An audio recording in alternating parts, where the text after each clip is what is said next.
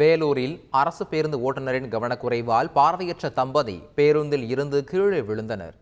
வேலூர் மாவட்டம் பள்ளிக்கொண்டா அடுத்த திப்பசமுத்திரம் கிராமத்தைச் சேர்ந்தவர்கள் கண் பார்வையற்ற தம்பதியர் ராமதாஸ் மற்றும் விசாலாட்சி. இவர்கள் வேலூரில் இருந்து பள்ளிக்கொண்டா வரை அரசு பேருந்தில் பயணம் செய்துள்ளனர். பள்ளிக்கொண்டா வந்தவுடன் இருவரும் இறங்க முயற்சிக்கையில் இறங்குவதற்கு முன்னரே ஓட்டுநர் பேருந்து இயக்கியுள்ளார். இதனால் 2 பேரும் பேருந்தில் இருந்து கீழே விழுந்துள்ளனர். இந்த சம்பவம் அப்பகுதியில் சோகத்தை ஏற்படுத்தியது. என்ன பிரச்சனை சொல்லுங்க. வண்டி ஆட்டி ஆட்டி கீழே விடுறதால தான். இல்லை ஒன்று ஒரு ஆக்சிடென்ட் என்ன பண்ணுங்க.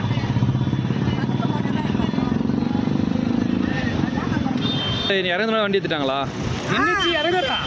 இறங்குறதுக்குள்ள நவுத்துறான்.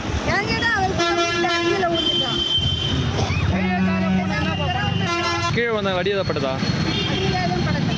கீழே கயல் மண்ணில் வராச்சின்னு போய் நாங்கள் எப்பவுமே எங்களுக்கு முன்னாடி யாருன்னு இறங்கினா தான் பார்த்து இறங்குவோம். நாங்களே டக்குன்னு இறங்க மாட்டோம். முன்னாடி இருக்கிறவர் இறங்குறோம், நாங்கள் இறங்கணும் இல்லை.